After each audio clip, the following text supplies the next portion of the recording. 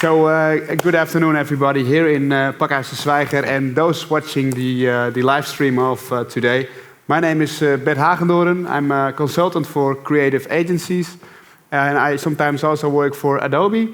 I used to be the manager of the Dutch Adobe user group, and now I am founder of the Dutch Digital Design Initiative. And the editor-in-chief of the Creatie Magazine is Nils Adriaans. He's going to be on stage in a little while. He asked me to launch with you the new Creatie Magazine. And since it's made together with Adobe. And well, since I used to be guest editor-in-chief myself of a Creatie, I know what it takes to make a Creatie. There was this one, made in the beginning of last year, about Dutch digital design. And it was a quite intensive process, but also a very fun process and a very rewarding process. And I can tell you, it generates a lot of exposure, and it's an excellent platform to share ideas and to tell a story. And before we go talk a little bit more with Niels and with Paul here on stage, I'd like to ask if Willem Seidhoff could be on stage. Willem? And Willem, I have some questions for you. Welcome to the stage. Hi. You're a media entrepreneur. I'll give you the microphone first. And you're also CEO of Advo Group. Yes. So, Good afternoon. Yeah. Back in the days when you became owner of the Advo Group, what were your first thoughts on the Creatie Magazine as title? Well, that's an interesting question. What we did was we took over the Advo Group, and that is the market leader of issues for the marketing communication community here in the Netherlands. And we not only had Adformatie, but also the marketing magazine Tijdens for marketing and for the communication professionals. Communication, and of course Creatie. And the Creatie was the smallest one, so we were really discussing and reviewing what to do. And then we altered the business model actually. So we said, well, we have 4 issues a year, and what we will do, we will make a cooperation with the main players in the creative industry and get their thoughts on what creativity means to them and means to them, their target group. And that was actually the start of a new line of Creatie, and I think it has been very successful. For instance, we did one with on print advertising, creativity in print advertising, but also on audio with the radio station 538, and that was only audio files on an internet site, which also, I think, very creative exercise. And of course yours, which is the Dutch digital design, which was directed by Bert, and that was really the major event for the Dutch creative industry in Cannes Lines last year. Yep, that's true. So when we zoom out a bit and we would look at the creative industry in Amsterdam, what is your take on that and where the creative industry is going? What's your vision? Well, we last week, of course, there was this Cannes Line in Cannes, and it was the first time that after the Dutch digital design of last year, the creative industry of Amsterdam, then particularly, made this event Dutch Creative Embassy. And there they stated that Amsterdam has a kind of special DNA, that all times then when people live here and work here in Amsterdam, they go around in the world and they will spread the DNA of Dutch creativity. Okay. So I think we are a major capital on that, but the only thing we don't have in Amsterdam, that is a center for creative industries. And that's also why our company, we bought a huge building, the Diamantbeurs aan het Weesperplein, to say it in Dutch, and there we will... That's on the Wieboud Street, on right? the Wieboud Street, yes, straat.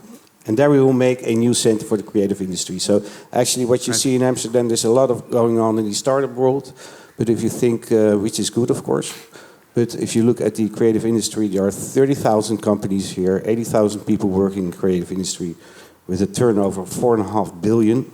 So that's huge, but there's not one place where everything is gathered, and that's what we're going to make. Okay, so this spot is coming up. September 2016, yes. Yeah, and then you have all the titles, and then back to Creatie. What do you think that Creatie contributes to the creative industry? I think, of course, a lot, because it's actually the most important title for the creative industry, especially advertising, media and design in the Netherlands. But I think we have to work on making some bridges to other parts of the creative industry as well.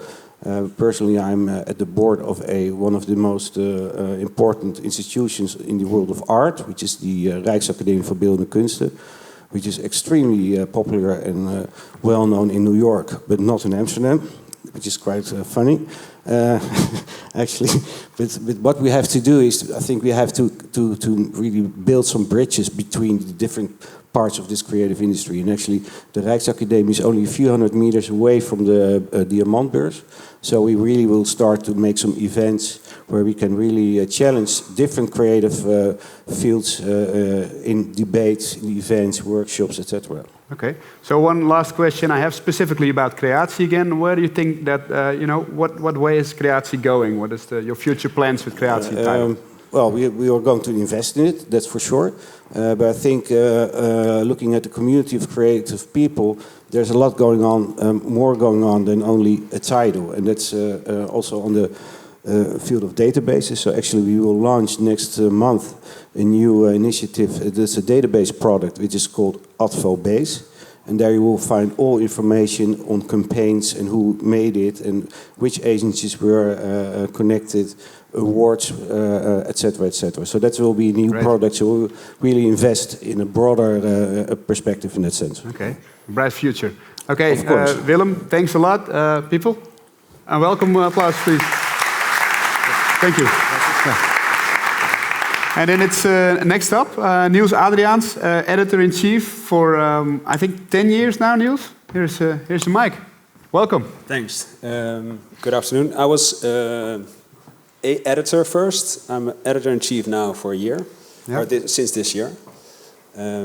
But yeah, Creatie is really my magazine, true. It's a big part of your life, actually. I mean, 10 years is a big part, true, yeah. Okay, and what keeps it fresh for you then, after 10 years? Well, every issue we work with a guest editor-in-chief. So actually, like every issue is different. Yeah. I make 4 issues a year. And basically it's like a blank canvas, maybe just a logo. So that keeps it fresh.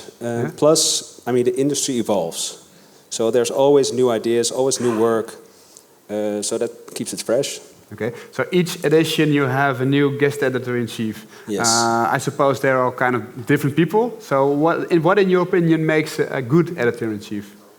Well, it's editor-in-chief. It's actually it's not such an easy question. So I did think about it for a little bit. What I really like about creatives that they push. So they push me. They push the process.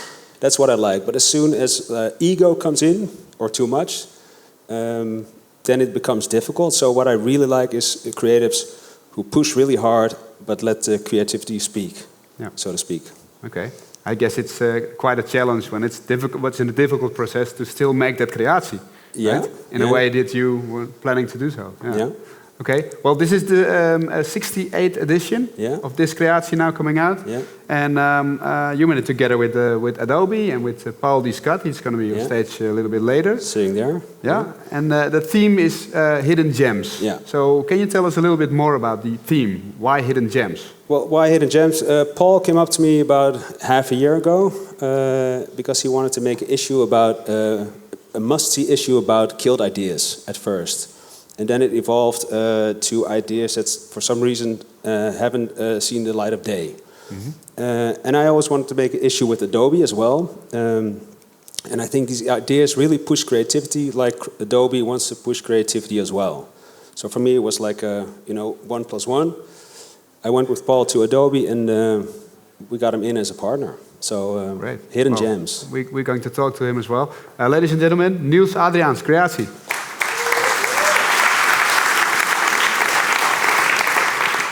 So now it's time really for the guest editor-in-chief. Here he is, Paul D. Scott.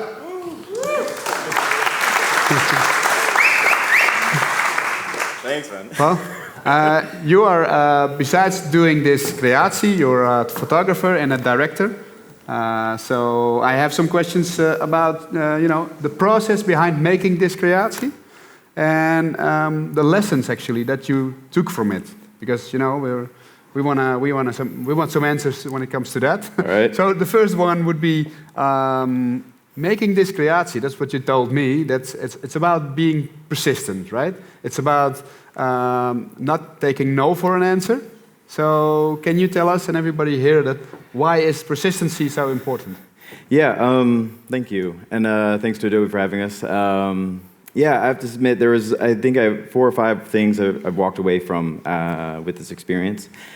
Yeah, so the first one you were talking about, persistence, man.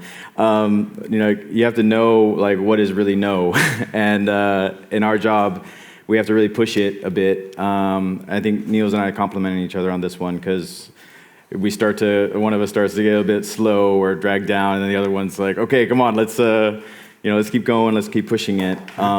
It was quite an ambitious project in general, since we didn't actually want to highlight previous work, but actually sort of plug in all the stuff that no one's ever seen or talked about, which is like private ideas. So we ended up talking to Adobe, and once we had them on board, it seemed super logical to talk to the the inventors of Photoshop, and that would be the brothers.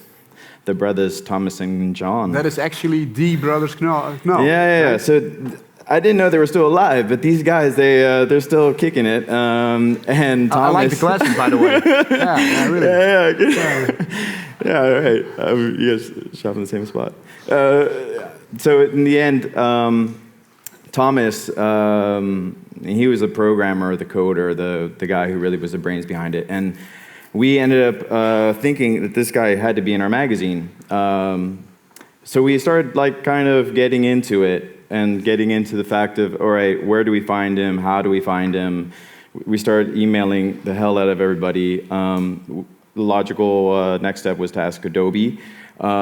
Basically, we said, hey, how do we find Thomas? They said no. Right. There is like, forget about it. We then found every kind of PR agency in between that also just encouraged us even more to keep going. No. Right.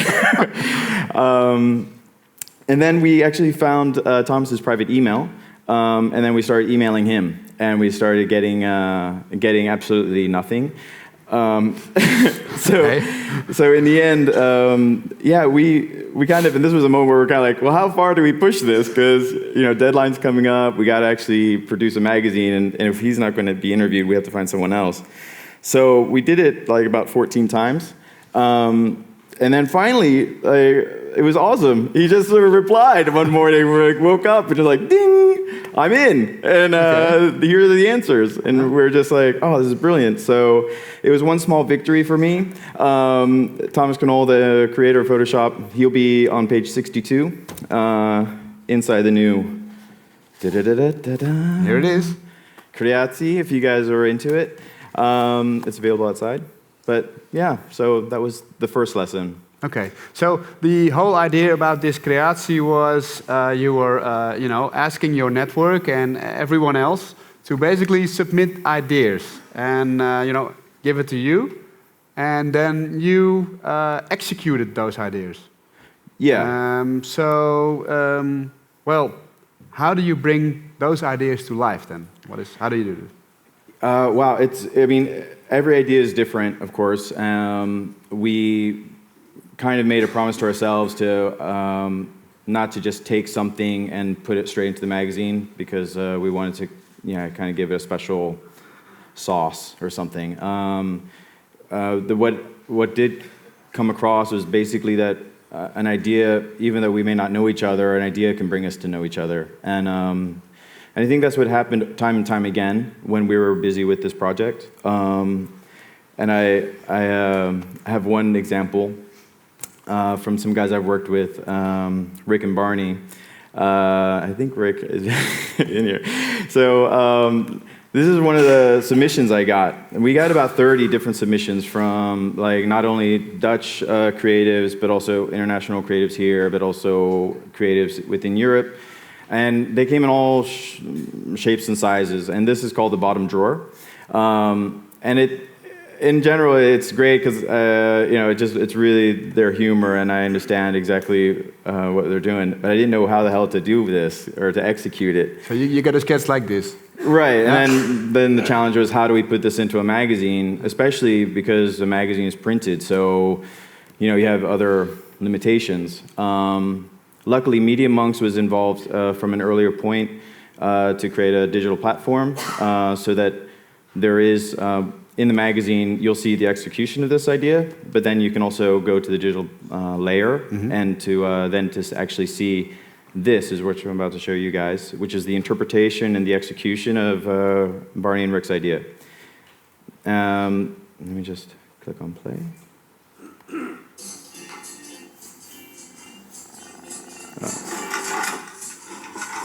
Do you guys hear that well enough? Sorry.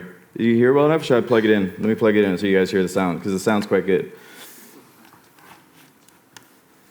Is that all I got to do? No, let's try. Let's see. Whoops.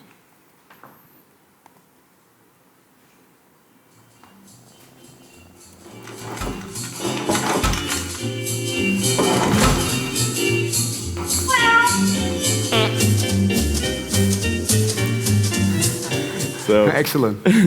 I mean, it doesn't have to change the world necessarily, but we do have to make a kind of a special, unique approach to each thing, and that's what we try to do there. Okay, so this was one idea. You have new ideas. You probably also got submitted some older ideas. Is there a difference between the older ideas and new ideas? Anything you figured? Well, yeah. I mean, of course, we were looking at everything. We even had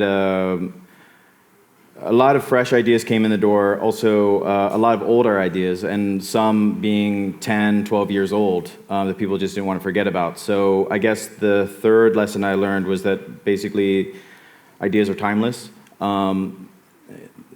There's one particular example I wanted to highlight then, was an American creative that lives here and works here in Amsterdam came up with this campaign.